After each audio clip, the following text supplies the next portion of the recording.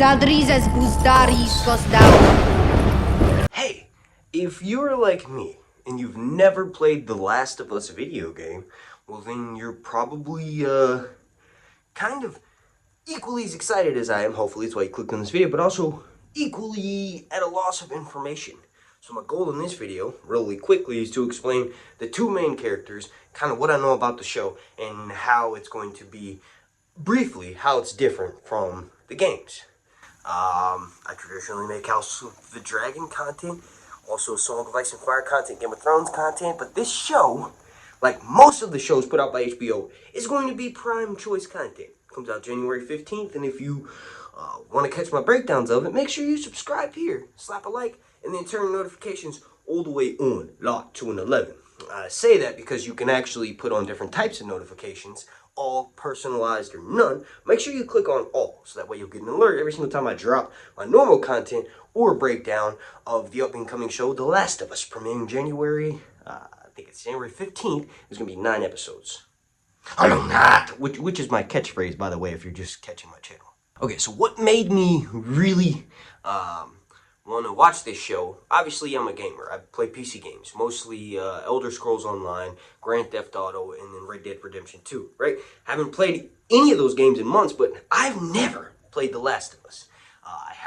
Initially, I got my start here on YouTube making the Walking Dead breakdown videos, so I am very familiar with the realm of the zombies. So the big thing that drew me to this show is obviously zombies, but also the actors playing the main characters, right? So you have our boy Oberyn Martell, or Pedro Pascal, playing Joel, right? And Joel is basically, from what I could get, Joel is basically a smuggler who is tasked with taking the character Ellie, who is basically this teenage girl. I'll talk about her in a second. She's immune to what's known as the cordyceps virus, which is the zombie virus in this universe. He's tasked, Joel, Oberyn Martell, Pedro Pascal, is tasked with taking Ellie out of a quarantine area. Then eventually he has to take her all the way across the United States. He's got like a smuggling partner.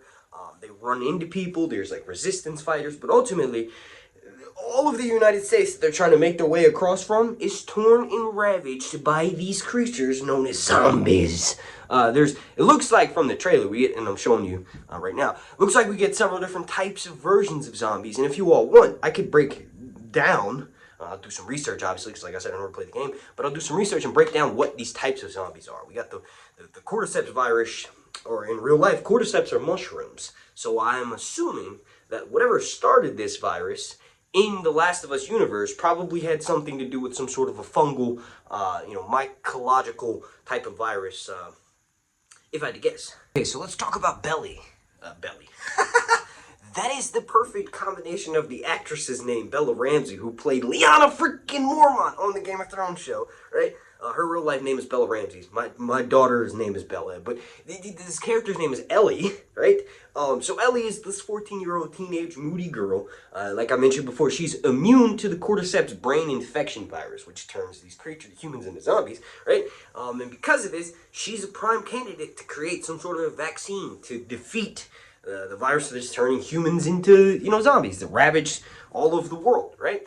So one thing to know about her is that she's going to be a lesbian, like in the game, right? And then also she feels a need for longing. Like, she may act like she's too cool and she's a loner, right? But ultimately she does feel the need for companionship and basically to be part of a family. And that's kind of the dynamic I'm getting between Joel and Ellie. Is like in the most recent trailer, right, that they released just last night, they said, it's mentioned, like, to Joel, hey, this is not your daughter, but you're a father to somebody, right? So I believe that was Troy who was telling him that.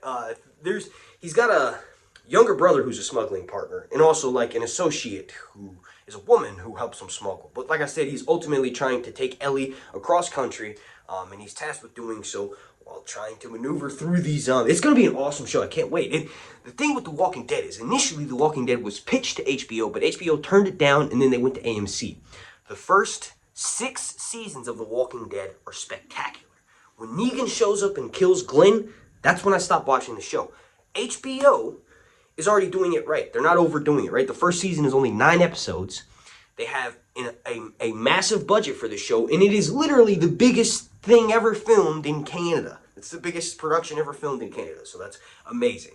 Like, money doesn't necessarily equal good things, but I was really excited when watching interviews, and Pedro Pascal goes, you know, I watched my nephew play this game for like 10 minutes, and I ultimately was like, this is what Pedro says, not verbatim, but basically he said he lacked the skill to play the game, but he saw the character Joel, and he immediately sort of connected with the character, and he was excited, right? After Mandalorian Season 2 ended, he was offered all of these different roles, and he chose The Last of Us because he saw his nephew playing that game. He's making like $600,000 per episode, which makes him one of, you know, America's highest paid actors, right? But all that's aside, besides the point. What he mentions in an interview is that he said he wanted to strictly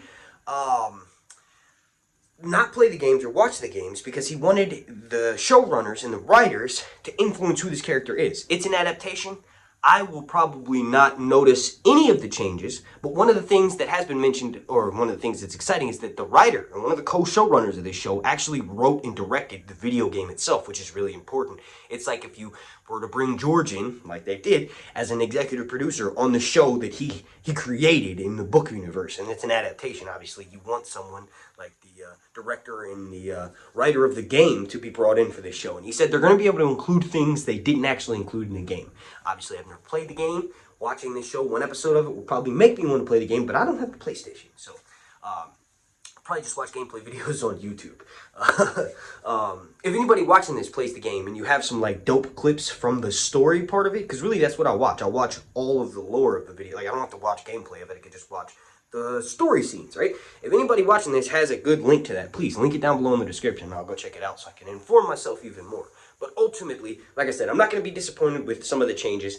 There's been 9 episodes of the first season, and I'm just really excited to get back into a zombie-filled universe. Like, it's amazing. Like, I love fantasy television, I love knights, I love kings, queens, all that stuff, but it's also nice to visit the other side of fantasy, which tends to be slightly sci-fi.